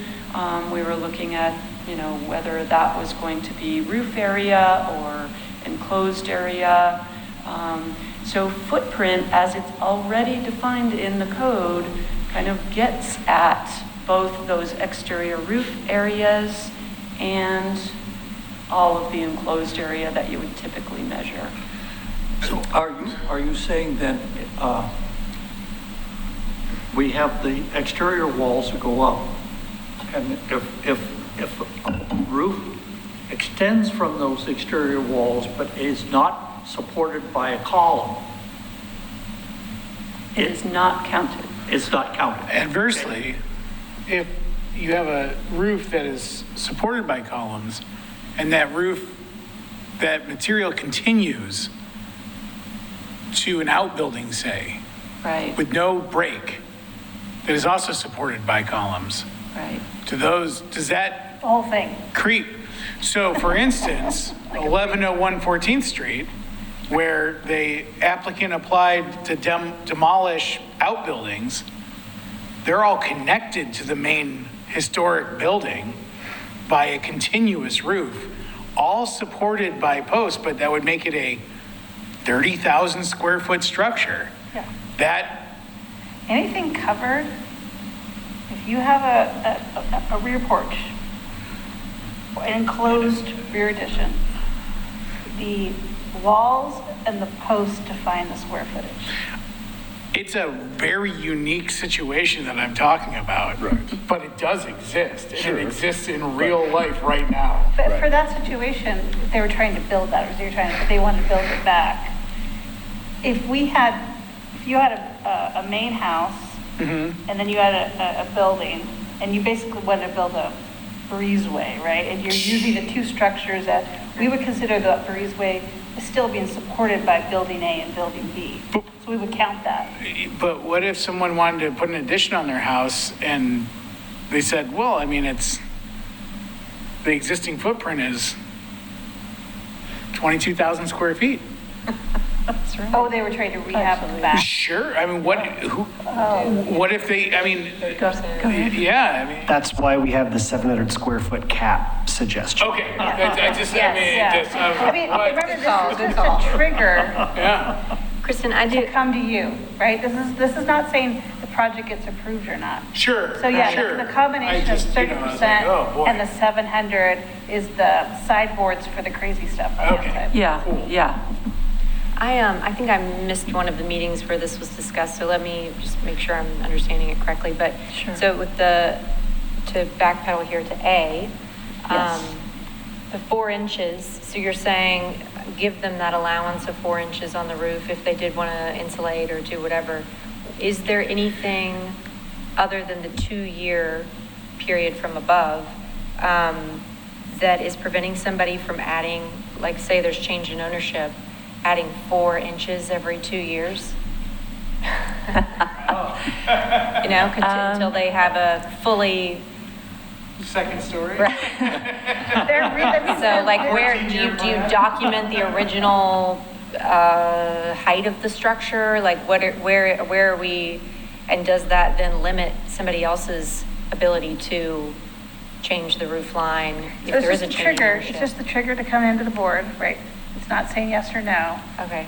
So I think, I don't know how you're gonna go through a building permit and get structural review for a new roof and then do it again in 2 years. It's a lot of money. Right. But I think that the key with, is the really big change is, instead of saying there will be no change in height, was saying, okay, time out. Yeah. There's always the weird stuff, and it's there was a fire in the attic, and so they got to rebuild the roof, and the dimensions are slightly different, and so now it's, the last thing we want Jude and Melissa have to do is say, I'm sorry that your roof is now 16 feet 2 inches, because that's Yeah. just how the new truss package works. Right, right. And you had to rebuild your roof, and you now have to go in front of the historic review board when really it's 2 inches. So Right. 2 inch different, 4 inch different. The whole idea is like, nobody wants to spend their evening reviewing it because there's just a slight change in the dimension because Thank you. of how you're building something. So Right. 4 inches is just a first approach. That's plus or minus too, because we also don't want buildings Right. to dramatically change. But if lower it's the 3 height. owners over the period of 15 years, I mean, that's a foot, you know, potentially is my, I guess my point. Is there some sort of other language like the 700 square feet that you could stop that? I don't know, just maybe something small. But am I understanding that correctly too? Yeah. You understand, yeah, you Okay. understand it correctly. I just think that it's kind of that's such an unusual, I think a very unusual situation. Yeah. And would it get past building? I mean, that's the thing. If you wanted to, if a new owner came in and said, well, I want to add another foot, I can't even Right. imagine the Yeah. expense of that, and why would they even do that? But Yeah. you're right, I mean, how do you control it? Well, because what you're building is eventually going to be historic, and if we know anything about historic buildings, it's small changes over time. Right. You know? I think the problem is Right. the original definition talked about original building height, and that's where it gets into what is original. Right. So we wanted to have actually a time frame that was recent, so we can build off that rather than saying in 2010, you know, or 1958. Or 1950, you know, or- what date is the original height? And Right. so that's doing a lot of research, and the whole idea is this is an over-the-counter analysis, not at a hearing where we're looking at Sanborn maps and old photos. Like, this is really just, what is the height? Right. What's the math? There were a couple of other considerations with that 4-inch allowance as well. Height of building is measured from the average finished grade on the front facade to the roof midpoint. And if porches, there are some porches that when they're added, change the pitch of the roof and therefore change the roof height because it's the average between the peak and the eave. So if you're extending a porch and the eave comes up, your roof midpoint comes up. Right. The other thing to consider as well is that sometimes the finished grade in front of a house changes over time. Right. And therefore, where you're starting is going to change as Yeah. well. And so it builds in a little bit of wiggle room. Right, settling and all the above, yeah, Correct. yeah. Yeah. All right, we don't have to talk about this anymore, but it's just something No, that it's- came up and yeah. thought about. Okay. I guess next slide. Okay, this is still sort of number 2, C and D, and this is really about decks and how to measure those and include them or not. So 2C is talking about proposed decks or balconies at an upper level, and trying to put a cap on the allowed area for those. Note that they wouldn't count as part of the 30% unless they are themselves covered and held up on posts, which very few second floor decks are likely to be. But we can still put a cap on the size of a second floor deck, just in here, so that people know that that is, it's, if you want more than that, you're free to come in front of the board, right? So the proposal is 50 square feet, thinking that that is, 5 feet extension and, maybe 10 feet long. I mean, in the back, that doesn't seem like very much at all. You might want to put a deck, that's longer than that. If that's on the side, that's maybe a little bit bigger, but 50 square feet seems like sort of a reasonable number to me. That's what's in here, but I'm interested to hear what you think about that. It's 50 square feet is still very small. Yeah. And it's, I have commercial property in Portland, and I've envisioned on a second floor to put a deck out for people watching. Sure. And it would be easily greater than 50 square feet with just little effort. Well, yeah, I mean, we talked about that last meeting. It was 10 by 50 seemed like a pretty reasonable, from the picture we saw, seemed like a pretty reasonable second story deck, right? And if you're going to go much bigger than that, then you're not going to have a freestanding deck, I wouldn't think. You're probably going to have supported by something. And that now it's a whole different look. And I think back to the issue, it's not that that's necessarily inappropriate, but where is a reasonable trigger where they can give it a staff approval without coming before the HRB? A 5 by 10 deck on a relatively small house is not insignificant if it's facing the street. I mean, that's not a spacious deck, but as far as the visual impact, if you get very much bigger than that, maybe they should be getting HRB review rather than. It seemed like it awfully small, the number. Well, yeah, it is. I mean, it's, 50 square feet is not that big. 10 by 5 is not a big deck, but for us, for a bedroom walkout, open bedrooms, that's not bad space. Right. I just think what I don't really like to see is a full front deck across the second floor. And if they want to do that, let them come and talk to us. But I think for the staff, 50 square foot is a good thing to be able to check off. Okay, the visual side, I don't want to see that, Right. Yeah. When it's up high, it's more visually apparent. Yeah. Okay. Okay. 2D is about ground floor decks and patios. And in the draft proposal here, the ground floor decks that extend and are accessed from the ground floor, I'm basically saying that those are both not part of the 30% additional area, and that there's no limitation on size for those. Keep in mind that they are limited by setbacks, so people do have to, look at how close they are to a property line and all of that and make sure it works, but that area is basically unlimited unless, of course, the deck has a roof supported by posts, in which case that area will start to count as part of the 30%.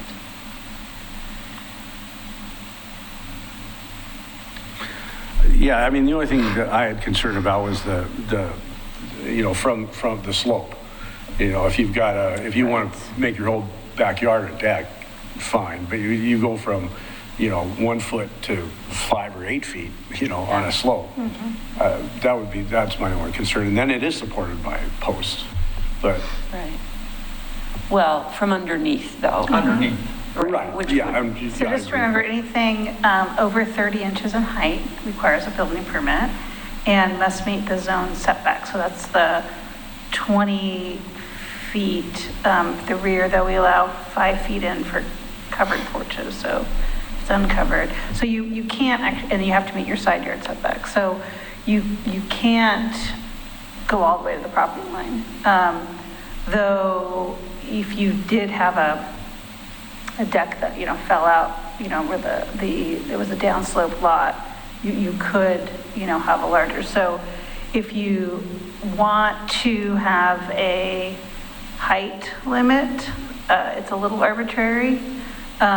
You could, but the idea is to allow more than 30 inches and less than X feet. You know, but I don't know what your X feet is. Yeah, I don't have a big issue with it. I'm just thinking, you know, overall how it Right. would look.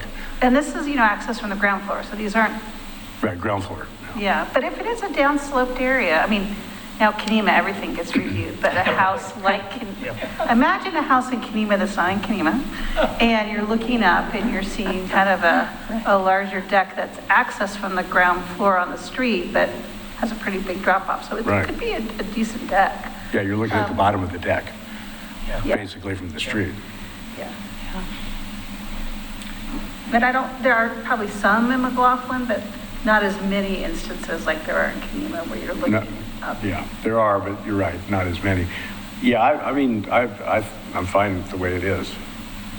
Okay. Okay.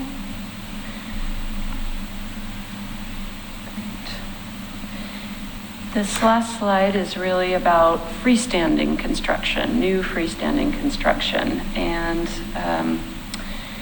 so 3A specifies that new small freestanding dwelling units with a footprint not to exceed 500 square feet and a height not to exceed 15 feet, again, that's measuring to the midpoint, is allowed as a type 1 staff review and will have to meet the future document, the policy document that you all will be working on this fall. Now, the 500 square feet comes from basically trying to allow for a unit that could have a separate bedroom. So rather than just a studio unit, you know, that's sort of in the 400 square foot range, once you get it to enough size that you could have a separate bedroom, as in this image on the top, even though the bedroom is just a sleeping loft, but it's still sort of enough of a separate, you know, space that its usability increases quite a bit. You can find people who would more easily live in such a unit than you would, I think, a significantly smaller one. The 15 feet, if someone was wanting to get solar panels onto an accessory building, whereas they wouldn't want it on their primary structure. Okay, now the height can determine the square footage that is able to be populated. So like a 12-12 pitch might be put it up higher, but the exposure to solar potential might be greater, or give greater number of panels that could be deployed. I would rather to see something. 15 is kind of arbitrary, and maybe something that is less arbitrary in the height scenario, because like a 1.5 story, 12 pitch roof to maximize solar, which is a critical issue today. The existing code for ADUs, which Yes. we're not, we're not sort of following that because it has some separate regulations that we don't want to really bring in here, but that specifies a height of 17 feet, I believe. Is that right? So I think with the 15 feet, I was thinking it would be great to still have a little bit of that usable loft area. And 15 feet seemed like about the minimum that you could still use a little bit of that upstairs. I think with 17 feet with dormers, you can actually get a full second, an enclosed half story. And so that's really a policy question. At 17 feet, it would allow you to have stairs in an enclosed bedroom with dormers on the second floor with a 17-foot height. A 15-foot height, you're pretty much you're going to be able to get in a mezzanine. So it's really a conversation of, these are new dwelling units that are coming in through the building permit process that won't be at a hearing. And I was kind of hearing that you wanted it to be 1 story. So with that, we would have to artificially lower the height from 17 feet, which doesn't guarantee just a 1 story. You can get a 1.5 story enclosed second floor with 17 feet. Is that still a median height measurement? Midpoint? That's right. Yeah, That's right. okay. Yeah, and we did It's not agree ridge, 1 story. It's midpoint. So if you want 1 story, you need to reduce it below Yeah. 17 feet. Okay, For pitch, that would help. okay. Midpoint now. Yeah. Right, yeah. Okay, yeah, so I'm looking at trying to stack 10 feet, 2 panels up and down, side by side going across. How many solar panels could I get? Well, that's today's solar panels. You have no idea what's going to happen in the future with them, right? I know. You That's get- true. You get twice the power out of one smaller one. Jude? There are 2 other aspects to this that I wanted to note as well. The 15 feet for accessory structures is the marker for the building department to require a building permit. So if 15 feet is too high, if they have an accessory structure that's 200 square feet or less and under 15 feet, they're not even going to get triggered for a building permit. So our ability to enforce these rules is... If there's a dwelling aspect, they make, that's the standard for an accessory building, but if you're living in it, we still have some livability building permits. But you could avoid the dwelling aspect by not putting a cooktop in it. Well, this is a larger question, right? So this is a policy question of carrots and sticks, right? We want, this is what I heard, tell me if you agree with what I was been hearing. We want to encourage new dwellings in the community, and we want to provide a carrot by not having people have to go through the historic review board if they meet the following requirements. So a new dwelling unit will pay systems development fees of $24,000-ish. So this is a new dwelling unit with a full kitchen, fully rentable, or whatever it is, a dwelling unit. And so therefore, that's the carrot. If you want to do an accessory building that just has a cooktop burner and a refrigerator, that's not a new dwelling unit. So you either meet the accessory, it's not the non-habitable, it's not the new dwelling unit, you actually would go in front of the historic review board. If that's what we're hearing, is that's the incentive for a dwelling unit. If that's not as much of a policy, and you just want new habitable spaces, then we don't need to differentiate that. But if you do want to differentiate dwelling unit, that means paying a system development fee. It can be considered as a separate dwelling unit that can be separately rented or sold. One other item I would note as well is that if 1 story is the concern, then 1 story or 15 feet might be the better way to express that. Yeah, except the mezzanine level gets everyone confused. So I'd rather just have a, Because that's technically 1.5. yeah, I'd rather have just a height limit. And what you magically create in the inside, you know, Right. between you and the building department. Did you say not more than 1.5 stories? And that would include a mezzanine? No more than, what is it, not to exceed 15 feet or 1.5 stories? I don't know. I don't think you can get it, well, Yeah, I don't, a half story is going to be taller than I'm, yeah, 15 feet. I'm good with the 15 feet. I mean, that just makes sense. Everything you said, I mean, that just makes sense. What was said, there was medium height. Yeah. Solves it. Okay, great. great. And then the final freestanding construction size constraint is just, you know, the garage or shed or whatever, and just picking a nice round number of 300 square foot. Again, these are footprints that we're talking about with that definition.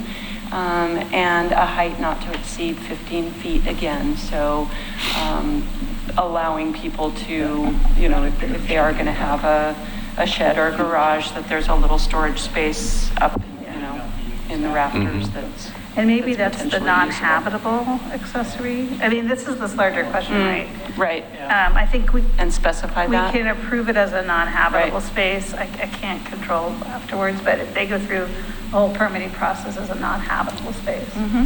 Yeah. So you're saying to add that into the language? Yeah, too? I would say in 3B, that new freestanding non-habitable accessory building. Yeah. Because this is Yeah. really just the carrot approach, right? You're trying to create a carrot. Right. That's what we talked about. That makes sense.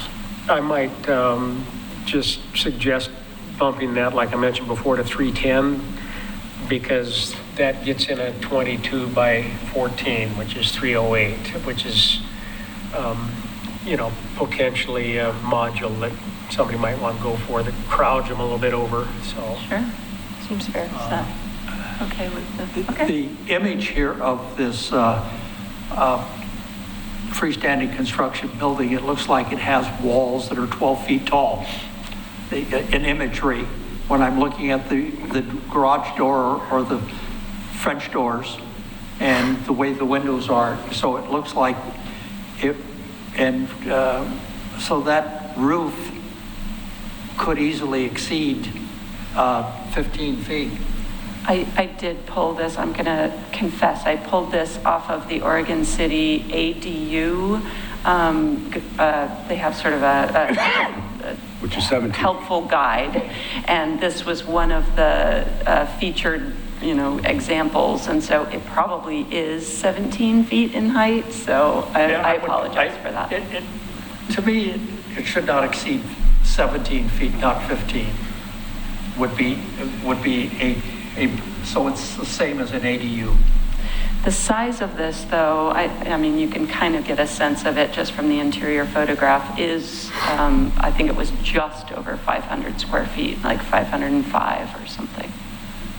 But if it's 17 and it's an ADU, then it's an ADU. And then they pay, as Christina said, then you're into. Yeah, okay.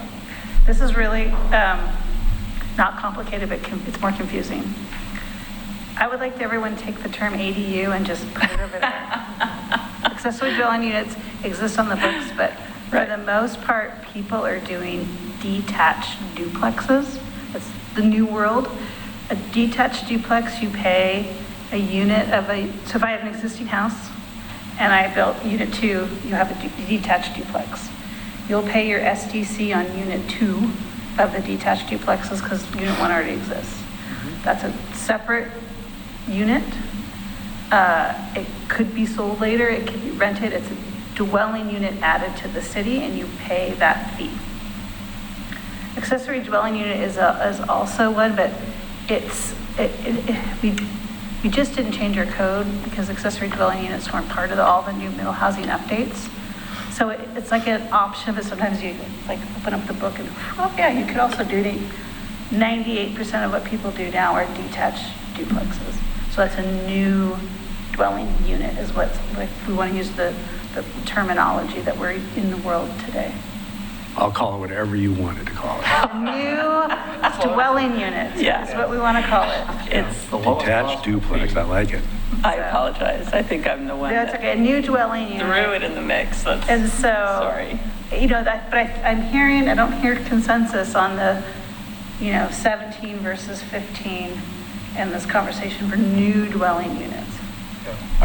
Yeah, I mean, I think, 15 is, I think 15 is fine. I'm okay with 15. yeah. You know, so, That caps it, it's like a over the counter, not just that, go right. per word before, but Yeah. over the counter, staff level review. Yeah. That caps it nice, packages it nice. Right, well, that's what we're trying to get to. Right. Yeah, and make it easy. Great. I think I just have one more slide for next steps and process. So as Christina pointed out, the June meeting is the last one that I will be coming to talk to you about both the compatible change and Windows project. So at that point, what I will bring is I'll try to get the condition of approval for the Windows language in tighter shape and really have something that you can adopt if you feel, that it's ready. And I will also have recommendations and, kind of more of a background, more rationales, if you will, so that you can then take those in front of the City Commission at the potentially August meeting. With language, I'm just back for a moment at number 1, the 2-year look back. And mentally, I was thinking of projects essentially that have been completed, but the language here with building permits issued for the subject property within the last 2 years. So there could have been a building permit issued, a little delay in start of construction, and that could have been a 1.5-year turnaround, and they're back in and they just got their certificate of occupancy 5 months ago. And so you're kind of back into a potential strategic development. Is there any way of changing language instead of looking back to when the permit issue is maybe to when certificate of occupancy? C of O. That makes 2 years sense. back. Or, Yeah, that's Do you have any Yeah, comments, Christina? I don't or have an Jude? example because we probably want to noodle with our building department because they have different words. Like certificate of occupancy means when something needs to be occupied. If you don't have occupancy, sometimes it's called a permit final. There's Yeah. different definitions. So I would rather, maybe in this month, I can work with yeah, I mean, building to think see if about we that can language. poke That's the holes one at that that. kind of concerns me. But yeah, that's a good Okay, great. consideration. So I think everything else, I've got answers, and seems like you all really support where we are with a few of those comments that you made. So thank you so much. Great. Well, thank you, Kristen. We appreciate it. We did it. Yeah. Absolutely. I know. What a I'm really proud. great effort. All right, very good. So Christina, communications? Well, last week, we the mayor and the commission awarded the Ruth Powers Award to our property on Jefferson Street, and it was lovely. And Will brought her contractor up and said a few words, and I love going to meetings where we give out awards. She was very excited about it. If it's on the social medias, but also, I believe Jared is working on an article on the main page. So I will forward that to you all when it gets done. Great, thank you. And then I don't have anything else. I'm not aware we have any hearings in June. We do have hearings in June. Okay, we'll have some hearings in June. Stevens Crawford House. Oh, okay. So Kristen will either come from 6 to 7 or after 7, so I will let you know. Okay, great. Well, nothing else then. We are adjourned.